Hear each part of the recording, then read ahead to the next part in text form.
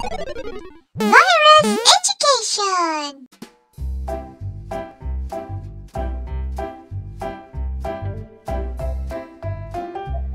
Halo, wassalamualaikum warahmatullahi wabarakatuh. Selamat datang adik-adik di channel Virus Education. Hari ini kita akan belajar lagi nih tema 6, subtema 1, pembelajaran 2, energi dan perubahannya. Ayo kita belajar bersama-sama ya. Belajar bareng-bareng. Ayo mencoba. Hari ini Siti tidak lupa sarapan sebelum pergi ke sekolah. Siti merasa kuat dan semangat berangkat ke sekolah.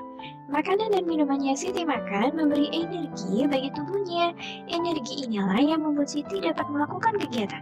Seperti saat ini, Siti akan melakukan senam. Ayo, senam bersama Siti ya. Ayo lakukan kegiatan jasmani untuk menjaga kebugaran tubuh. Lakukan pemanasan terlebih dahulu. Kemudian mulailah gerakan senam irama seperti gambar berikut ini ya.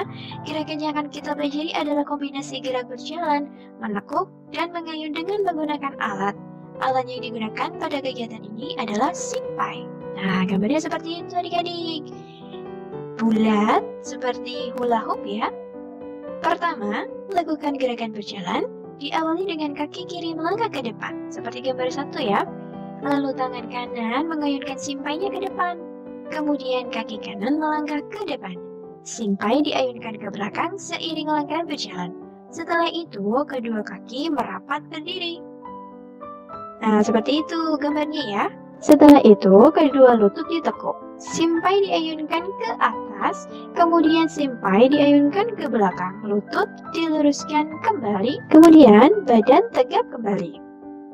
Dari gambar yang 1, sebelah sini ya. Gambar yang 1, kemudian gambar yang 2, simpainya diayunkan ke depan, kemudian kaki kanan simpainya ditekuk ke belakang, terus gambar yang terakhir simpainya diayunkan ke depan lagi, lututnya ditekuk sejajar, badan tegap, kemudian simpainya ditaruh di samping. Seperti itu ya. Gerakan senam irama tersebut merupakan sebuah rangkaian. Lakukan gerakan ini tanpa terputus-putus. Setelah mengetahui rangkaian kombinasi gerakan tersebut, lakukan bersama-sama dengan iringan musik instrumental yang temponya pelan, seperti musik klasik. Dan seperti ini adik-adik, gambar 1, lututnya ditekuk sambil memegang simpai. Gambar yang kedua, menekuk lutut sambil memegang simpai ke atas. Gambar yang ketiga adalah lututnya yang kanan itu maju ke depan, kemudian sambil memegang simpai dengan tangan kanannya, seperti ini. Lalu yang keempat adalah posisinya tegap kembali dengan memegang simpai. Selesai senam, Siti dan teman-teman kembali ke kelas. Mereka segera minum dan istirahat sejenak. Tidak lama kemudian, Siti dan teman-teman sudah segar kembali. Pak Guru mengajak mereka bermain menyusun huruf. Huruf disusun membentuk kata. Kosakatanya berhubungan dengan sumber energi. Setelah kata terbentuk, mereka pun membuat kalimat. Nah, di situ sudah ada beberapa kata yang diacak ya adik-adik. Di situ ada contohnya, ada kata acak dan disusun menjadi sebuah kata yang baik, yakni menyusun sebuah kata matahari. Sekarang untuk nomor 1, 2, 3, 4, dan 5 kita kerjakan bersama-sama ya. Nomor 1, membentuk sebuah kata menjadi energi. Betul. Sekarang nomor 2. Nomor 2 kira-kira apa ya nomor 2? Membentuk sebuah kata yakni sebuah kata cahaya. Betul. Sekarang nomor 3. Kemarin kalian sudah lihat pembelajaran 1 ya. Apa ya kira-kira? Depannya F, ada huruf SS-nya banyak sekali menjadi sebuah kata fotosintesis. Iya, fotosintesis itu sudah dipelajari di pembelajaran 1. Sekarang nomor 4 nih adik-adik. Nomor 4 menjadi sebuah kata yaitu panas. Benar. Sekarang nomor 5. Kira-kira membentuk sebuah kata yaitu sumber. Betul. Nah, kita lanjut lagi ya. Mari berlatih. Buatlah sebuah kalimat dengan kata yang sudah kita susun bersama tadi ya. Ada energi, ada cahaya, ada fotosintesis, ada panas, dan ada sumber. Kalian kerjakan di buku kalian dan kumpulkan di bapak atau ibu guru kalian ya. Oke? Siti dan teman-temannya telah menyusun kata dan membuat kalimat. Pak Guru melanjutkan pelajaran. Pak Guru menjelaskan bahwa air juga sumber energi. Ketika diminum, maka air akan memberi energi. Tubuh kita memerlukan air sampai 3 liter setiap hari. Tubuh kita akan lemah jika kekurangan air, sehingga kita harus memiliki persediaan air bersih yang cukup di rumah. Tidak semua tempat tersedia air bersih yang cukup. Di beberapa tempat, orang bahkan harus membeli air untuk keperluan sehari-hari. Karena itu, kita wajib menghemat penggunaan air di rumah. Matikan keran air sesudah digunakan.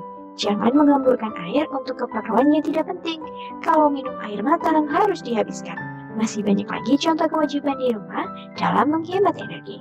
Nah, gitu ya adik-adik. Jadi kita tidak boleh menghambur-hamburkan air. Kita harus menghemat air. Karena apa? Karena di beberapa wilayah seperti di Indonesia sendiri, jika musim kemarau banyak sekali wilayah yang mengalami kekeringan. Bahkan air pun sulit didapat hingga harus berjalan kaki untuk menemukan air. Kita harus wajib menghemat air, ya. Tentukan perilaku yang menunjukkan kewajiban menghemat air. Beri tanda centang untuk gambar yang tepat, beri tanda silang untuk gambar yang tidak tepat. Di situ ada 2 gambar, ada yang sedang bermain air, kemudian ada yang sedang meminum air. Kita beri tanda centang untuk yang menghemat air, beri tanda silang untuk yang menghambur-hamburkan air. Kira-kira yang bermain air dengan keran atau yang minum air? Kira-kira yang mana ya? Beri tanda silang untuk yang bermain keran air, beri tanda centang untuk yang minum air. Sekarang gambar yang kedua. Di situ ada gambar orang yang tidak sengaja menumpahkan air dan ada gambar orang yang bermain selang air. Nah, kira-kira untuk yang menghemat air yang mana ya? Menghemat air? Nah, menghemat air yang tidak sengaja menumpahkan ember air. Kemudian yang silang, ini tidak boleh kalian tiru di rumah ya. Ini namanya pemborosan air dan kalian tidak boleh melakukannya, ya. Kemudian gambar yang ketiga.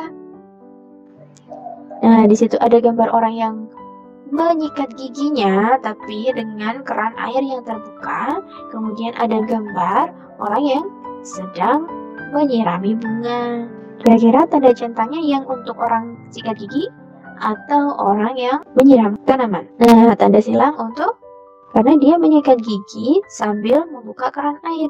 Jadi airnya luber kemana-mana dan itu tidak baik untuk ditiru. Sekarang centang untuk yang menyiram bunga karena dia menggunakan ember dan disiramnya untuk tumbuhan. Karena tumbuhan juga memerlukan air ya untuk proses fotosintesis. Begitu ya adik-adik ya. Nah, pembelajaran hari ini kita sudah selesai. Semoga video ini bermanfaat untuk kalian.